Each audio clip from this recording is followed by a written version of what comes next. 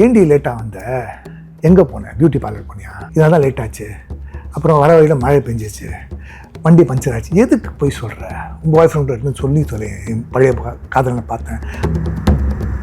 Sir எப்படி sir Ajith பற்றி அப்படி பேசுவீங்க அப்படின்னு. ஓகே, நான் ஸோ அது ஆக்சுவலாக ஒரே விஷயத்த முதல்ல நெகட்டிவாக சொன்னேன், அப்புறம் அதே விஷயத்த பாசிட்டிவாக சொன்னேன். உங்களோட எந்த வயசில் சிக்ஸ் பேக் அப்படிங்கிறது நீங்கள் வச்சிங்க அப்படிங்கிறது ஞாபகம் இருக்கா? நானும் ரியாஸ் கானும் 27-30 இயர்ஸாக ஒர்க் அவுட் பண்ணுறோம். ஸோ அப்போவே நாங்கள் சிக்ஸ் பேக் வச்சுட்டோம். சிவகுமார் அங்கிளுக்கு நான் ஒரு பெரிய தேங்க்ஸ் சொல்லிக்கிறேன், ஏன்னா எங்களை வைரல் ஆக்குனதுக்காக. ஏன்டா லேட்டு அங்கிள் பைக் கேட்டிங்களே, அதுக்கு இவ்வளோ நேரம் பண்ணுவியா நீ, இவனுக்கு பனிஷ்மெண்ட் கொடுங்க சார், நாளையிலேருந்து இவன் கிளாப் பாய், படம் ஃபுல்லாக நான் கிளாப் பாய். குழந்தைய கொண்டு இல்லாமா டே பார்த்தேன். சரி இப்போ என்ன பண்ணலாம் குழந்தைய கொண்டு இல்லாமா, டப்பு டப்பு டப்பு நடி மாற்றி காஃபி குடி, முந்தோ அறிவு இருக்கா, அது ஒரு குழந்தை, அதுக்கு போய் நீ காஃபி குடிப்பியா? சார் லைட் வாங்கி, இத்தனை வருஷமா சினிமா இருக்குது, லைட் வாங்கிங்க சார் அப்படின்னு கேமராமேன். மம்புட்டி சார் வெளியில் உட்காந்து ஷேக்ஸ்பியர் படிச்சுட்டு இருப்பாரு, வராது. ஓகே, இந்த மூணு என்ன சார் இது ஷேக்ஸ்பியர் போடா. டவுன் பஸ் சாங்ஸ்ன்னு சொல்லிட்டு கிராமங்களில் ரொம்ப famous.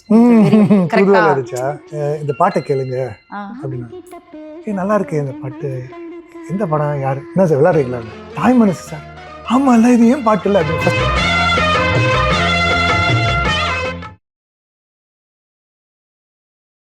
Welcome to cinema express. We have actor Prithviraj.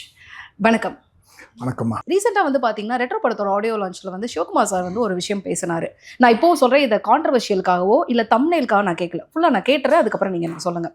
அப்போ சிக்ஸ் பேக் வச்சதில் பார்த்தீங்கன்னா கோலிவுட்டில் சூர்யா சார் தான் அப்படிங்கிற மாதிரி ஒரு நோட் பண்ணார்.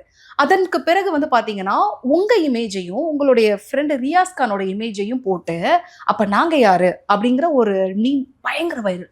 ஆக்சுவலாக ஒட்டுமொத்த சோஷியல் மீடியாவும் பார்த்தீங்கன்னா உங்கள் ரெண்டு பேரை கொண்டு நிப்பாட்டி பயங்கரமாக செலிப்ரேட் பண்ணிச்சு. என் கேள்வி என்னன்னு பார்த்தீங்கன்னா, அட் வாட் ஏஜ், உங்களோட எந்த வயசில் சிக்ஸ் பேக் அப்படிங்கிறது நீங்கள் வச்சிங்க அப்படிங்கிறது ஞாபகம் இருக்கா? நானும் ரியாஸ் கானும் கடந்த ஒரு 27-30 இயர்ஸாக ஒர்க் அவுட் பண்ணுறோம். ஸோ அப்போவே நாங்கள் சிக்ஸ் பேக் வச்சிட்டோம். ஓகே, எனக்கு பதில் கிடச்சிருச்சு. 30 வருஷத்துக்கு முன்னாடி, தென் 25 சம்திங்லே கரெக்டாக அப்போ வச்சுட்டிங்க. அப்போல்லாம் அந்த ப்ராசஸ் எப்படி இருந்தது, இந்த சிக்ஸ் பேக்குக்கான ப்ராசஸ்? ஏன்னா ரொம்ப ஃபேமிலியர் கிடையாது படங்களில், அது ஒரு பேட்டர்னாக செட் ஆகலை. ஸோ அந்த டைமில் அந்த மாதிரி ஒரு விஷயங்கள் ப்ராசஸ் பண்ணுறது படத்துக்காக பண்ணலையா? அதான் பர்சனலாக பண்ணுறது கேட்குறேன். Personally, we wanted to be fit. Okay. And we wanted to be active, we wanted to be young forever. And அந்த காலத்தில் நாங்கள் பாடி பில்டிங்லாம் பண்ணால் அடியால் தான் வேஷம் தருவாங்க. அதுக்கப்புறம் சிக்ஸ் பேக் இன்னொன்று கூட இருக்குது, சிக்ஸ் பேக் வச்சு பண்ண படங்கள் எல்லாமே ஃப்ளாப் அப்படின்னு ஒன்று இருக்குது. ஸோ சிக்ஸ் பேக் வச்சா ராசி இல்லை, ஸோ என்னென்னமோ பேசுவாங்க. ஸோ பட் சிவகுமார் அங்கிளுக்கு நான் ஒரு பெரிய தேங்க்ஸ் சொல்லிக்கிறேன், ஏன்னா எங்களை வைரல் ஆக்குனதுக்காக. ஸோ இந்த மாதிரி விஷயங்கள் நிறைய அவர் சொல்லணும் அப்படின்னு நாங்கள் எதிர்பார்க்குறோம். Okay, right. ஸோ இன்னொரு பப்ளு சாரை பொறுத்த வரைக்கும் வந்த உடனே டவுன் பஸ் சாங்ஸ்ன்னு சொல்லிட்டு கிராமங்களில் ரொம்ப ஃபேமஸ். கரெக்டாக? ஆமாம், அது பிளேலிஸ்ட்டில் முதல் பாட்டாக தூதுவளை அரைச்சி தான் இருக்கும். ஜென்சி அண்ட் ஆல்ஃபா கிட்ஸை பொறுத்த வரைக்கும் அது ரொம்ப ரேராக கேட்டிருப்பாங்க. பட் 90s கிட்ஸ்க்கே நிறைய பேருக்கு நோட் பண்ணியிருக்க மாட்டாங்க அது பப்ளு சாங் அப்படின்னு சொல்லிட்டு. ஸோ என்னைக்காவது ஒரு நாள் டவுன் பஸ்ஸில் போகிறப்ப, அந்த சாங்ஸ் எல்லாம் கேட்குறப்ப அதுக்கான பாசிபிலிட்டிஸ்லாம் நடந்திருக்கா? நீங்கள் கண்டிப்பாக போயிருக்க மாட்டீங்க. ஆனால் அந்த பிளேலிஸ்ட்டில் இவ்வளோ பெரிய போனவங்க எனக்கு ஃபோன் பண்ணி இந்த பாட்டை கேளுங்க அப்படின்னா, நல்லா இருக்கு இந்த பாட்டு, எந்த படம், யார், என்ன சார் விளையாடுறீங்களா? உங்கள் படம் தாய் மனசு சார், ஆமாம் இல்லை இது ஏன் பாட்டு இல்லை அப்படின்னு ஃபஸ்ட் டைம் ரொம்ப நாளுக்கு அப்புறம் இது சைலண்ட்டாக வைரல் ஆச்சு. நான் லைஃப்பில் நிறைய கஷ்டப்பட்டுருக்கேன், நிறைய சினிமாவில் என்னெல்லாம் ஒரு இந்த ஆக்டர் இப்படி கஷ்டப்பட்டார், அந்த ஆக்டர் அப்படி கஷ்டப்பட்டார், அது எல்லாமே நான் ஒருத்தனே அனுபவிச்சிருக்கேன். ஓகே, அதில் நீ பார்த்தீங்கன்னா கஸ்தூரி ராஜா தாய் மனசுன்னு ஒரு படம் பண்ணார். ஓகே, அதில் ஹீரோ சரவணன். ஓகே, அவருடைய தம்பி நான். ஆனால் கதையில் பார்த்தீங்கன்னா நான் தான் எல்லாமே பண்ணுவேன். ஓகே, அண்ட் அந்த பீரியடில் மொட்டை அடித்தா அந்த படம் சூப்பர் ஹிட் ஆகிடும். ஓகே. ஸோ மொட்டை அடித்து நடிச்சு சூரியன் அந்த இதெல்லாம் வந்த டைம். ஆமாம். ஸோ என்னை உட்கார வச்சு மொட்டை அடிப்பாங்க. எங்கள் அப்பா அம்மா உயிரோடு இருக்கும்போது எங்கள் அப்பா அம்மாவுக்கு நான் வந்து அந்த சத்தத்துக்கு அப்புறம் அது பண்ணுவாங்களா அது பண்ணுவேன். அந்த மாதிரி ஒரு கெட்ட மகனாக மாறுவேன். So okay.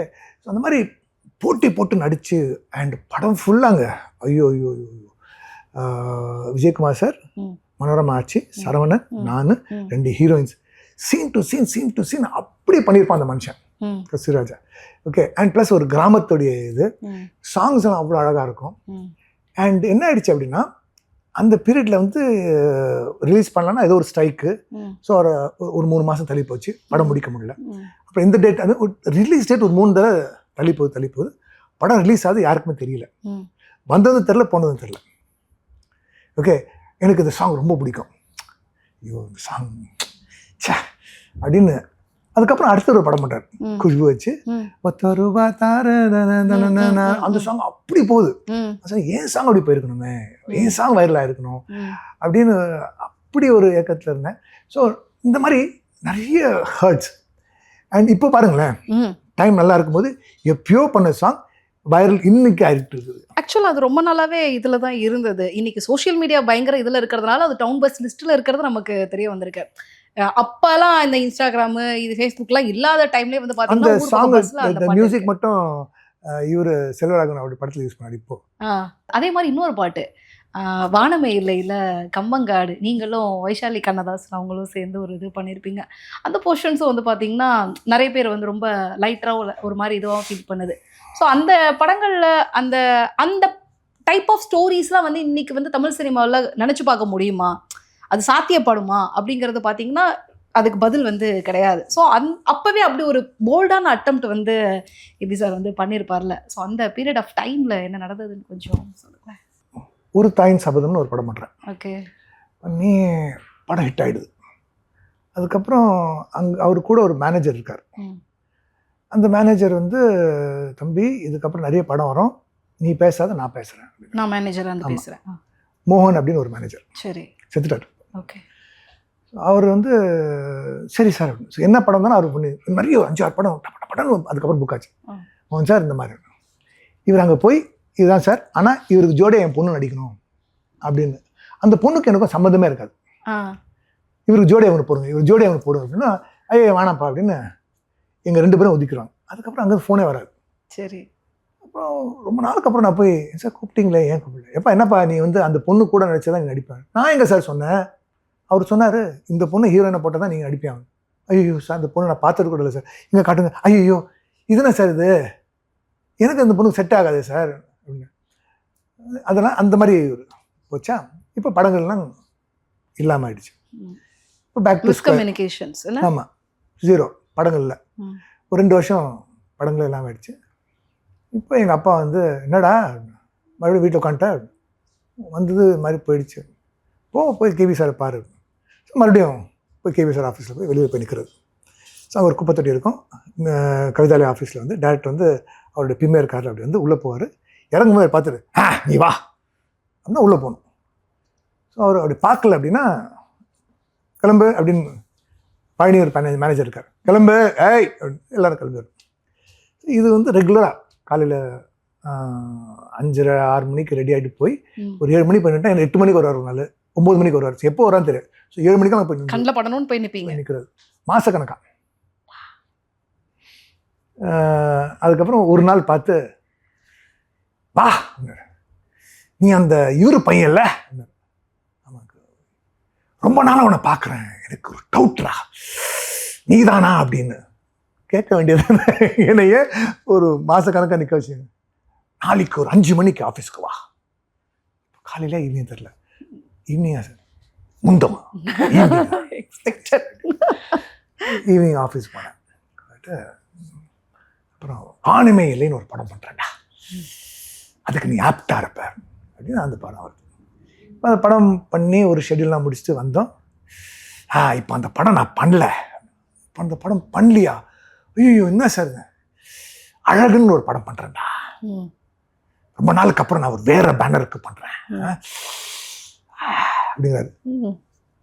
உங்களுக்கு அப்படி இருக்கு, எனக்கு ஐயோன்னு இருக்காங்க. ஓகே, உனக்கு அதை எதாவது பண்ணுறேன். சரி சார், நாளைக்கு வா ஷூட்டிங்க்கு. டெய்லி ஷூட்டிங் போவேன். விஷயம் 10 நாள் போனேன். 11th டே அங்கிள் என்னடா இரு, இல்லை நீங்கள் எப்போனா ப்ரொடக்ஷனில் இருக்காங்களே இன்னும் ஒரு மாதிரியா பார்க்குறாங்க, ஏன் டெய்லி வந்து ஃப்ரீயாக சாப்பிட்டு போகிறான் அப்படின்னு ஒரு ஷார்ட்டாவது எடுத்துருங்க அங்கிள். அப்போ அவங்களுக்கு தெரியும் நான் அந்த படத்தில் இருக்கேன். அப்போ இன்னைக்கு வந்து அவனுக்கு வரல அப்படின்னு ஸோ சாப்பாடு வைக்கும் அதுக்காகவாவது எனக்கு கொஞ்சம் அப்படின்னு போயிட்டார். அது காமெடி நினைச்சிட்டார். நான் நிஜமாக தான் சரியாக இருந்தேன். ஸோ இப்படியெல்லாம் கஷ்டப்பட்டுருக்கேன்.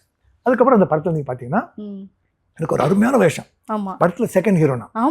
இல்லை நீங்கள் பார்க்கல அந்த படம், ஒரிஜினல் பார்க்கல. ஓகே, ஸோ என்ன அப்படின்னா நான் நிறைய படிச்சிருப்பேன். என்னோட ஃபர்ஸ்ட் டே ஷார்ட்டே என்ன பண்ணிட்டாருன்னா, மம்புட்டி சார் வந்து வெளியில் வந்து உட்காந்து ஷேக்ஸ்பியர் படிச்சுட்டு இருப்பாரு. வராது. ஓகே, இந்த 3 என்ன சார் இது ஷேக்ஸ்பியர் போடா அப்படின்னாரு. அதே டைலாக்ஸை நான் வந்து அவர் அங்கே வர்றது, நான் எங்கள் பசங்களுக்கு பால், பூஸ்ட்டு, டீ, காஃபி அப்படின்னு மாற்றி மாற்றி கொடுக்கணும். அது எப்படி ஆர்டர்னா, இங்கே பால், இங்கே காஃபி, அங்கே டீ, பூஸ்ட், இப்படி மாற்றி எது இப்படி வரணும். ஓகே, மிக்ஸ் இப்படி ஆர்டர் இல்லை. இது இங்கே இந்த குழந்தைக்கு வந்து பால் கொடுக்கணும், சுரேஷ் சக்கரவர்த்திக்கு வந்து காஃபி கொடுக்கணும், அவங்களுக்கு டீ கொடுக்கணும், இவங்களுக்கு பூஸ்ட் கொடுக்கணும். இப்படி வரும் அந்த ஆர்டர். மாற்றி வந்து காஃபி கொடுக்கணும். முந்தம் அறிவு இருக்கா, அது ஒரு குழந்தை, அதுக்கு போய் நீ காஃபி குடிப்பியா? நான் இது ஞாபகம் வச்சுப்பேன்னா, ஷேக்ஸ்பியர் சார் லைட் வாங்கி, இத்தனை வருஷமா சினிமா இருக்கு, லைட் வாங்கிங்க சார் அப்படின்னு கேமராமேன். ஸோ லைட்டையும் வாங்கிக்கணும், டைலாக் இவ்வளோ ப்ரெஷரில் நடிக்கப்பார். அது நல்லா பண்ணிட்டேன்னு வச்சுங்களேன். அதுக்கப்புறம் வந்து டேரக்டர் உங்களை விட மாட்டார், ஸ்குவீஸ் பண்ணி உங்கள் டேலண்ட் எடுப்பேன். ஸோ இந்த சீனை வந்து மனப்பாடம் பண்ணி இந்த மாதிரி நிறைய அந்த சீனில் பண்ணேன். அப்புறம் மதுபாலுக்கும் எனக்கும் ஒரு love.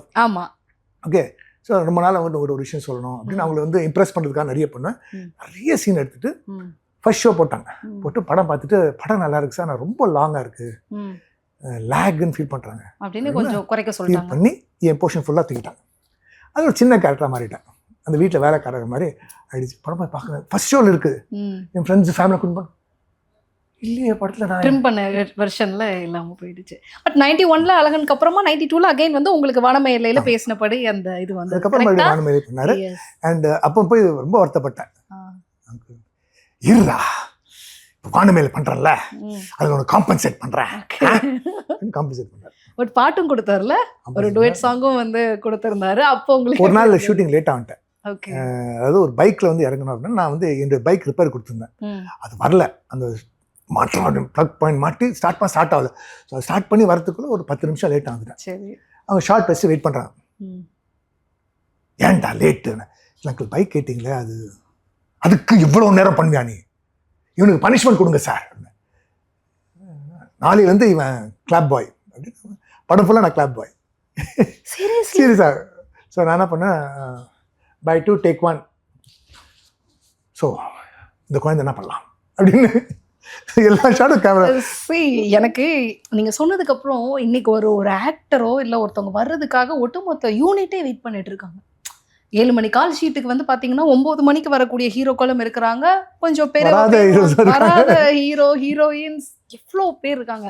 But such a disciplined cinema அப்படிங்கிறது தான் தாண்டி இந்த ஸ்டேஜில் வந்திருக்கோங்கிறத இன்னைக்கு இருக்கக்கூடிய எத்தனை பேருக்கு தெரியும் தெரியல.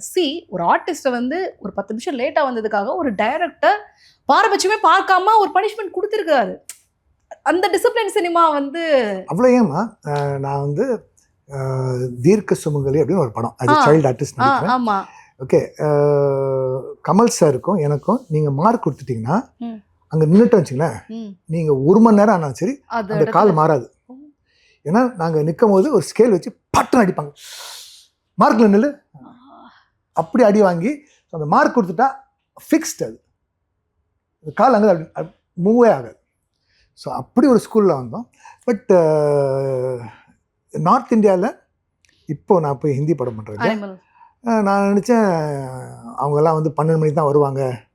ரன்பீர் கபூர்லாம் வந்து நாளைக்கு ஃபுல் பிளட்டெல்லாம் மேக்கப்லாம் போட்டு தம்பி வந்து சேரத்துக்கு எப்படியும் ஒரு 10-11 மணி ஆகிடும். 7:30 மேக்கப் போட்டு நிற்கிறாங்க.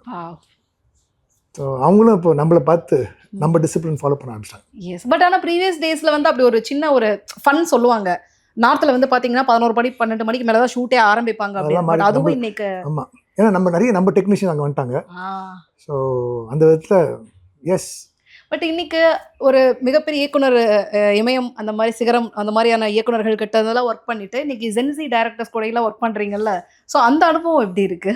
பாசிட்டிவ் நெகட்டிவ் ரெண்டும் ஒன்றா சொல்லிடுறேன். ஆனால் ஒரு தான் இப்படி தான் ஒரு பாசிட்டிவ் நெகட்டிவ் பிரித்து சொன்னேன். அது வந்து தனித்தனியாக கட் பண்ணி போட்டு அது இன்ன வரைக்கும் கேட்குறாங்க, சார் நீங்கள் எப்படி சார் அஜித் பற்றி அப்படி பேசுவீங்க அப்படின்னு. ஓகே, நான் ஸோ அது ஆக்சுவலாக ஒரே விஷயத்த முதல்ல நெகட்டிவாக சொன்னேன், அப்புறம் அதே விஷயத்த பாசிட்டிவாக சொன்னேன். ஓகே, நீங்கள் சொன்ன மாதிரி இன்றைக்கி ஜென்சி டேரக்டர்ஸ் வந்து என்ன அப்படின்னா ரொம்ப கேஷுவலாக இருக்காங்க, ஒரு ஃப்ரெண்ட்லியாக இருக்காங்க. அண்டு என்னென்னா முந்தியெல்லாம் வந்து ஒரு பயம் இருக்கும், ஐயோ நம்ம அந்த ஒரு டென்ஷன்லேயே இருப்போம். நம்ம அப்படி இல்லை, இப்போ ரொம்ப கூலாக இருக்குது, ரொம்ப ரிலாக்ஸ்டாக இருக்குது.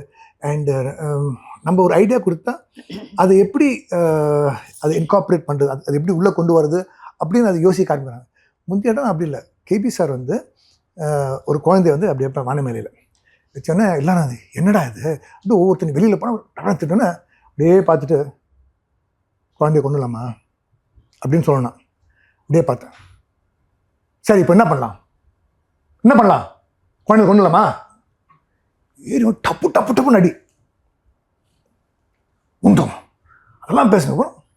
குழந்தைய கொண்டு வரலாமா, அதுக்கும் சரி ஒன்று பண்ணலாமா, ஒன்று செய்வோம், நம்ம இந்த குழந்தைய கொண்டு போய் கொண்டுமா அப்படின்னு கேட்குறதுக்கு டைல்ட் ஆகுதுல்ல. நான் ஸ்கிரிப்டில் இருக்காது, இருக்கா எழுதியிருக்கேன், நான் குழந்தைய கொண்டு வரலாமா அவ்வளோதானே நீ பேசணும், ஒரு வார்த்தை மாற்ற முடியாது. சார் ஸோ அப்படி ஒரு அதுவும் ஒரு சினிமா, இதுவும் ஒரு சினிமா. ரெண்டுமே உங்களுக்கு பிடிச்சிருக்கா, என்ஜாய் பண்ணுறீங்களா? எஸ், இட் அகெயின் இன்னைக்கு என்றைக்குமே it is a directors media. Okay, so director இப்போ ஏசு படம் வந்து இன்னைக்கு ஹிட் ஆகிறதுக்கு அவர் ஒத்துக்க மாட்டார். நாங்கள்லாம் இவ்வளோ நல்லா நடிச்சிருக்கோம், நல்லா பண்ணியிருக்கோம், அந்த படம் நல்லா வந்திருக்குன்னு அதுக்கு காரணம் இட் இஸ் ஆறுமுகம் குமார் மட்டும்தான். So it is a directors media. Director வந்து அவங்க வந்து நம்மளை எப்படி வேலை வாங்குறாங்க, அவங்கள நம்ம சாட்டிஸ்ஃபை பண்ணிட்டா தட் இஸ் சக்ஸஸ். ஓகே, நான் ரொம்ப ரசித்த ஒரு விஷயத்தை கேட்கணும்னு நினைக்கிறேன். பொதுவாக தமிழ் சினிமாவில் வந்து பார்த்தீங்கன்னா அம்மா பையன் காம்போ வந்து பயங்கரமாக ஒர்க் அவுட் ஆகிருக்கு. சில ஹீரோக்கள்லாம் வந்து பார்க்குறப்ப இங்கேயும் பார்க்குறப்ப நிஜமாவே அம்மா பையனாக வந்து வாழ்ந்திருப்பாங்க அப்படிங்கிற மாதிரி இருக்கும். அதில் வந்து ஒன் ஆஃப் த பெஸ்ட் காம்போவாக நிறைய பேர் வந்து நான் இதையும் வந்து ஒரு மீமில் தான் பார்த்தேன். நீங்களும் சுஜாதா அம்மாவும் அந்த காம்போ, அந்த பாயாசம், பால் பாயாசம் பயங்கர வந்து வைரல். நீங்கள் அவங்கள பற்றி நிறைய விஷயங்கள் எங்கேயும் ஆல்மோஸ்ட் வந்து ஷேர் பண்ணியிருக்கீங்களா அப்படிங்கிறது எனக்கு தெரில. மேபி கேட்டிருக்காங்களா என்னன்னு தெரியல. பட் எனக்கு அந்த காம்போவை பற்றி நீங்கள் சொல்லுங்களேன். என்ன ஆச்சு அப்படின்னா பெல்லி அப்படின்னு அதை ஃபஸ்ட்டு தெலுங்குல எடுத்தாங்க. அண்டு அந்த படம் நான் வந்து தெலுங்கு ரிலீஸ் ஆகுது. அந்த டேரக்டர் எப்படின்னா நம்ம வந்து ப்ராம்ப்ட் வாங்கி நடிக்கிறது ஈஸி. அவர் என்ன சொல்லி பக்கமாக இருந்தாலும் அதை நீங்கள் ஓன் பண்ணிக்கிங்க. ப்ராம்ப்ட் வாங்கி நடிச்சுன்னா மற்ற ஆர்டிஸ்ட் டிஸ்டர்ப் ஆகும். இன்னொரு விஷயம் அது வந்து எனக்கும் செட் ஆகாது. போய் பார்த்தா ஒரு 3 வரி இருக்கும்.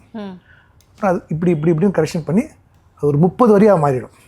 ஓகே, ஏண்டி லேட்டாக வந்த, எங்கே போனேன், பியூட்டி பார்லர் போனியா, ஐப்ரோஸ் பண்ணிக்கிட்டியா, லிப்ஸ்டிக் போட்டுக்கிட்டேன், இதனால தான் லேட் ஆச்சு, அப்புறம் வர வழியில் மழை பெஞ்சிச்சு, வண்டி பஞ்சர் ஆச்சு, எதுக்கு போய் சொல்கிற, உங்கள் பாய் ஃப்ரெண்ட் இருக்குன்னு சொல்லி என் பழைய காதலனை பார்த்தேன் அப்படிங்கிற மாதிரி அவர் டார்ச்சர் பண்ணேன். இது தெலுங்குல. ஓகே, ఏంటైందమ్మా రెప్పల మీద వెంట్రికలు పీగించుకున్నాయా, అదే இந்த ஐப்ரோஸ் ரெப்பல் மீதுன்னு வென்ட்ரிக்குலு ரேப்பு வென்ட்ரிக்கு வாயிலே வரல இந்த வார்த்தை. ஓகே ஓகே, ரேப்பர் ரெப்பல் மீதுன்னு வென்ட்ரிக்குலு ஓகே, தமிழில் ஹிந்தியில் இங்கிலீஷ்லாம் எழுதி இப்படி பயட் பண்ணி படத்தை பண்ணி எல்லாரும் ரொம்ப நாள் நடிச்சிங்க சார், ரொம்ப நல்லா பண்ணிங்க சார், நல்லா டான்ஸ். ஸோ அந்த ஃபஸ்ட்டு ரிப்போர்ட்டு நல்லா இருந்தது, எடிட்டர் ரொம்ப நல்லா இருக்குன்னு சொன்னார், ப்ரொடியூசர் பயங்கர ஹாப்பி, டேரக்டர் பயங்கர ஹாப்பி. படம் ரிலீஸ் ஆகுது. ரிலீஸ் ஆனதுக்கப்புறம் ஃபோன் பண்ணி கேட்குறேன், நமக்கு தெரிஞ்ச ஆளுங்களை ஃபோன் பண்ணி கேட்டால், sir house movie sir, sir పెద్ద hit sir cinema, all centre housefull sir, మీ వల్ల సార్, మీ వల్లனா வெளியில போ, ஓகே, வல்ல வெளியில, ஓகே, வல்ல வெளியில, மீ வல்ல, மீனா நான், வல்லானா வெளியில். நீ வெளியே சார். ஆமாம், நீங்கள் வெளியில் சார். படம் ஹிட் ஆகிடுச்சு, நீங்கள் வெளியில். ஓகே ஓகே சரி, வேறு யாராவது கேட்போம். சரி. காஸ்டியூமர் இருக்கான் sir. Cinema sir. Director sir மறுபடியும் ரெட்டு கொடுத்துட்டா சார். நீ வரலாம் சார். என்னப்பா நீ வரலாம்? ஓஹோ, அவன் சொன்னதே என்ன சொல்கிறான். அப்போ நம்ம எல்லாம் இருக்காங்க, நீ இல்லை சார். ஓகே, அப்படிதான். ஓகே, மீ வரலாம் சார். மீ வரலாம். ஓஹோ, இப்போ நம்ம ஏன்னா ஒரு ஃபோன் காலில் ஓகே ஏதோ ஒரு படம் ஹிட் ஆகிடுச்சுன்னா ஒரு டாக் வரும். ஆமாம் ஆமாம், ஒன்றுமே இல்லாமல் இருக்க. இப்போ புரிஞ்சு போச்சு. மீ வரலாம், மீ வெளியில், நீங்கள் வெளியில். ஒரு 15 நாள் கழிச்சு ஒரு ப்ரொடியூசர் கால் பண்ணுறாரு. சார், ஹிந்தி ஷாருக் கான் பண்ண டர் ஃபில்மை நாங்கள் தெலுங்கில் வாங்கியிருக்கோம், நீங்கள் ஷாருக் கான் வேஷம் பண்ணுறீங்க. அப்படியா சார்? இது நான் பண்ணணுங்க எப்படி சார் தோணுச்சு? சார், పెళ్ళి పెద్ద హిట్ సార్, మీ వల్ల sir. What is the meaning of మీ వల్ల సార్? సార్ మీకు తెలుగు రాదా? నో సార్, నో రాదు సార్. వాట్ మీనింగ్ వల్ల sir? Because of you sir. Oh, because மீ வல்லா, பிகாஸ் உங்களால் படம் ஹிட். ஓ, வல்லானா தான் அர்த்தமா? அதுக்கப்புறம் டக்கு நிறைய படங்கள் புக் ஆயிடுச்சு. ஸோ என்ன ஆயிடுச்சு அப்படின்னா, தெலுங்கு படம் பண்ணோம். ஸோ நீங்கள் சொன்ன மாதிரி இந்த விஷயங்கள் வந்து நாங்கள் வந்து நிறைய தெலுங்கு ப்ரெஸ்ஸில் மீடியா பேசியிருக்கோம். தமிழில் அவள் ஒரு பண்ணும்போது அதுவும் ஹிட் ஆகுது. ஓகே, இப்போ என்ன அப்படின்னா, அந்த பீரியடில் இந்த பிரசாந்த் அப்படின்னு ஒரு ஹீரோ டாப்பில் இருந்தாங்க. அவங்க விஜய், சூர்யா, அஜித்லாம் வந்து அவங்க அப்போது டாப் ஹீரோஸாக இருக்காங்க. ஸோ 1 to 15 பிரசாந்த் கூட ஒரு படம் அப்படிங்கிறாங்க. சார் 1 to 15 ஆகலை சார். நாகார்ஜுனா கூட சந்தோஷம் ஒரு படம், நான் நியூசிலாண்டில் இருக்கேன் சார், 15th வந்துடுவேன் சார், அதுக்கப்புறம் ஃப்ரீயாக இருக்கேன் சார். இல்லை சார், 1 to 15 தான் சார். இந்த மாதிரி ஒரு 13 படம். என்ன படம்? I don't ஸ்டார் அந்த மாதிரி ஒரு படம். Okay, star. Not sure, I don't remember. So அந்த மாதிரி 13 படம் மிஸ் ஆகுது. ஓகே. ஸோ இங்கே நான் இல்லவே இல்லை. ஏன்னா நம்ம அப்போ என்ன ஃபீல் பண்ணேன், நம்ம கமிட்மெண்ட் கொடுத்துட்டோம்னா அதுதான் ஆனர் பண்ணணும். நம்ம அதையும் பண்ணிட்டு இதையும் பண்ணிட்டு கெட்ட பேர் வரக்கூடாது. எஸ். பட் இப்போ அப்படி இல்லை. 29 படம் பண்ணுறேன். எப்படி மேனேஜ் பண்ணுறீங்க? பண்ணணும், டே நைட் ஒர்க் பண்ணுறேன், ஹார்ட் ஒர்க் பண்ணுறேன், மேனேஜ் பண்ணுறேன். இங்கே ஒரு நாள், அங்கே ஒரு நாள், இங்கே ஒரு. ஸோ அப்படி மேனேஜ் பண்ணால் தான் சினிமாவில் சஸ்டெயின் பண்ண முடியுங்கிற விஷயம். சுஜாதா அம்மா பற்றி. ஸோ எஸ், அதனால் சுஜாதா அம்மா பற்றி நான் நிறைய தெலுங்குல பேசியிருக்கேன். தமிழ் எனக்கு வாய்ப்புகள் அமையல. அந்த பீரியடில் வந்து நம்ம தமிழ் படம் பண்ணியிருந்தா நம்ம இங்கே பேசியிருப்போம். இது சொல்கிறது தான் இவ்வளோ பெரிய கதை. Okay, right. சிம்பிளாக ஒரு லைனில் சொல்லியிருக்கலாம்ல. சிம்பிளாக ஒரு லைனில் சொல்லியிருக்கலாம். நீங்கள் இது பண்ணீங்களா? ஆனால் எனக்கு தெரிஞ்ச அந்த கிளைமேக்ஸ் வந்து பார்த்தீங்கன்னா, படத்தோட கிளைமேக்ஸ் வந்து தமிழ் சினிமாவில் 2-3 படங்களில் வந்து அது இன்ஸ்பயர் ஆகி இருந்தது. நந்தாவில் கூட வந்து பார்த்தீங்கன்னா சேம் கிளைமேக்ஸ் தான். ஆமாவா இல்லையா? ஓகே. ஸோ அதையும் வந்து நம்ம இந்த இடத்துல கவனத்தில் எடுத்துக்கொள்ள வேண்டியதாக இருக்கிறது யுவர் ஆனர். ஸோ நிறைய இன்டர்வியூஸில் வந்து பப்ளு வந்து பார்த்திங்கன்னா பேசுகிறப்ப நிறைய ஹேர்டில்ஸ் வந்து நான் ஃபேஸ் பண்ணியிருக்கேன், நிறைய விஷயங்களை தாண்டி வந்திருக்கேன் அப்படின்னு சொல்கிறப்ப சில நேரங்களில் ஜஸ்ட் லைக் தட் சொல்லிட்டு போவாங்க, அப்புறம் ஏதாவது சொல்லிட்டு இருப்பார் அப்படின்னு சொல்லிட்டு. பட் உள்ளே உட்காந்து இன்ட்ராக்ட் பண்ணுறப்ப தான் தெரியுது எவ்வளோ விஷயங்கள் வந்து நிஜமாகவே ஒருத்தர் வந்து ஃபேஸ் பண்ணியிருந்தா அந்த வலியும் வேதனையும் இப்படி வந்து எக்ஸ்பிரஸ் பண்ண முடியும் அப்படிங்கிற ஒரு ஃபீல் தான் நான் பார்க்குறேன். ஸோ ஏஸில் ஸ்டார்ட் பண்ணி நான் எவ்வளோ விஷயங்கள் வந்து நீங்கள் சொல்லியிருக்கீங்க. இப்போ அட் டைம் வந்து 29 படங்கள் வேறு பண்ணிக்கிட்டு இருக்கிறீங்க. இப்போ எப்படி இண்டஸ்ட்ரியில் வந்து ஒரு மிகப்பெரிய இது வந்து பப்ளுக்கு இருக்குதோ அதே மாதிரி தமிழ், தெலுங்கு, ஹிந்தி எல்லா இண்டஸ்ட்ரியிலையும் வந்து சும்மா ஆளினால் அழகுராஜா மாதிரி நீங்கள் ஆசைப்பட்ட மாதிரி ஒரு பெரிய சுத்து போட்டுக்கிட்டே இருக்கிறதுக்கு எங்களுடைய வாழ்த்துக்கள். Thanks for your time.